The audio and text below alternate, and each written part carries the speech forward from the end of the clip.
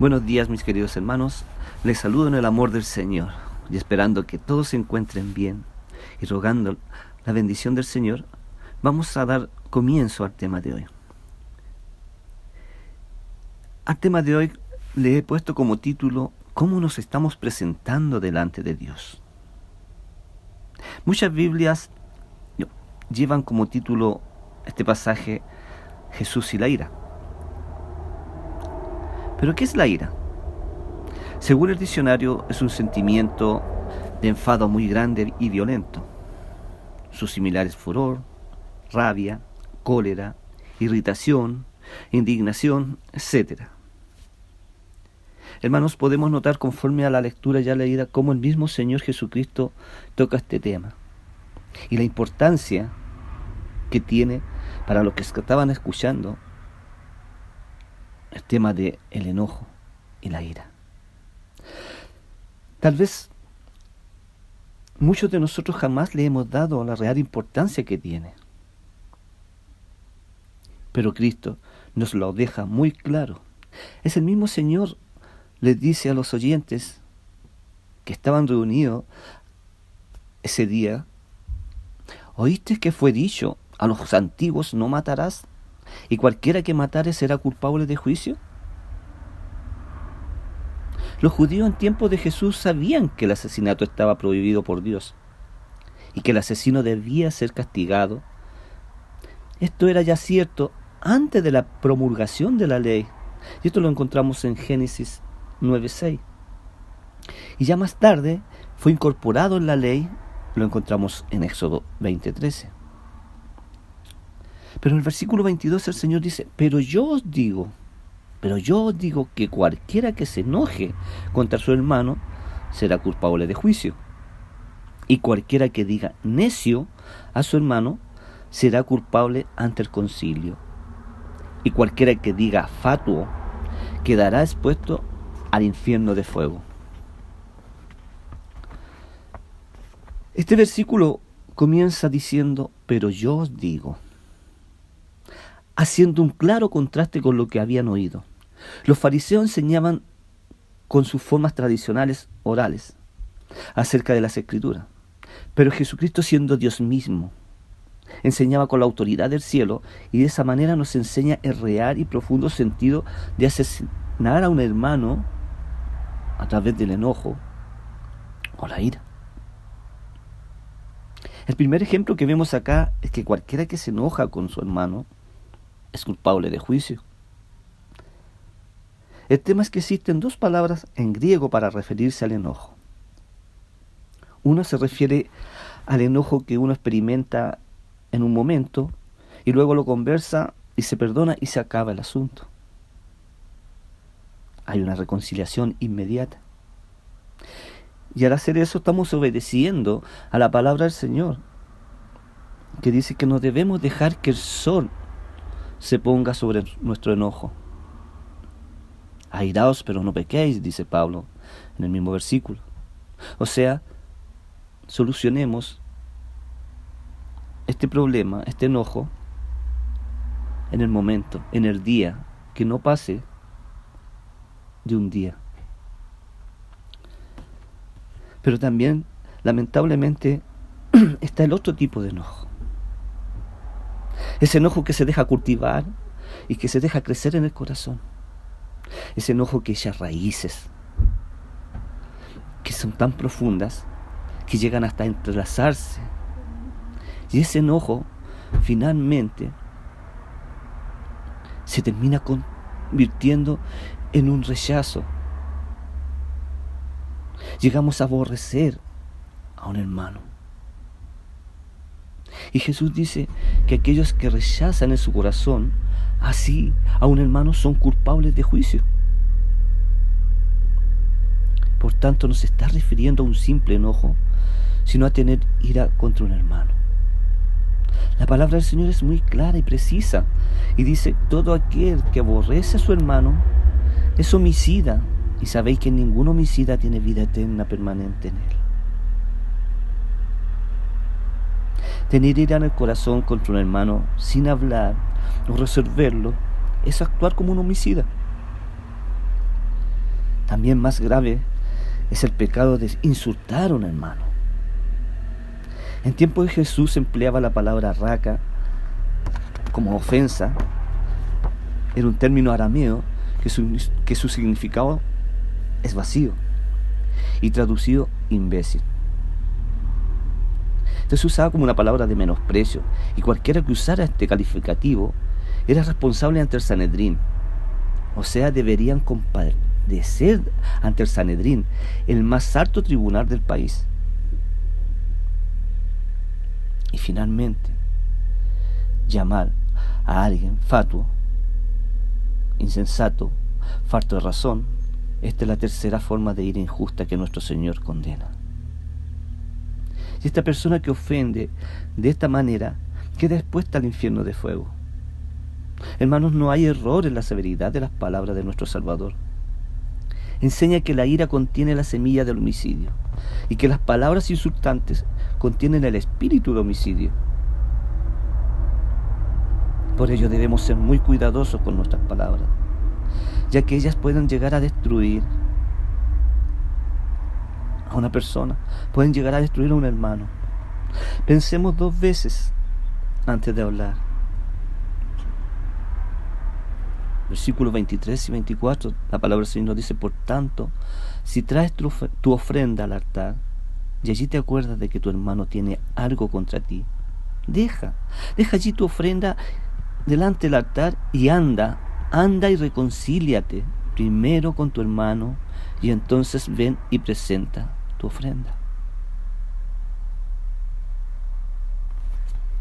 Anda y reconcíliate primero con tu hermano, y entonces ven y presenta tu ofrenda. Debido a que vemos que la ira pecaminosa está en nuestros corazones, Jesús nos pone 2 ejemplos en donde la ira puede estar presente y nosotros ni siquiera, hermanos, la estamos tomando en cuenta. Ni siquiera muchas veces nos hemos dado cuenta que tenemos anidada en nuestro corazón esa ira. La adoración religiosa era el centro del pueblo judío. Dios había dicho en su palabra cómo debían celebrar las fiestas, hacerse los sacrificios, entregarse las ofrendas, administrar las cosas en el templo. Por lo tanto, la escena de traer una ofrenda al altar era conocida para el pueblo judío como una expresión de adoración a Dios. Si una persona ofende a otra, sea por ira o por cualquier otra causa, de nada sirve que traiga su don a Dios. El Señor no se complacerá con su presente.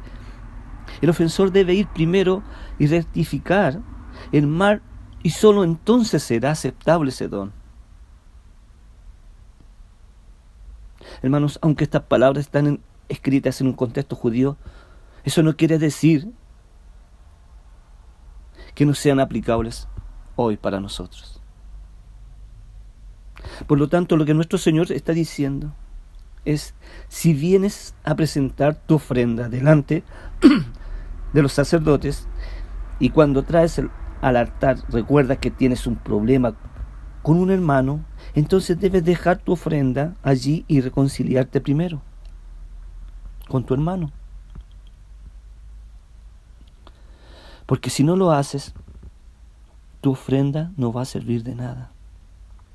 Jesús está reafirmando lo que Dios había dicho en varias ocasiones en la ley, en donde mostraba que el acto religioso sin un corazón puro es simplemente un ritual vacío. Sí,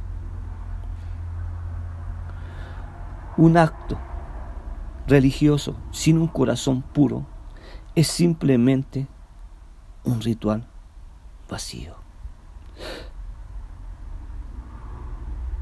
¿Cómo nos estamos presentando delante de Dios?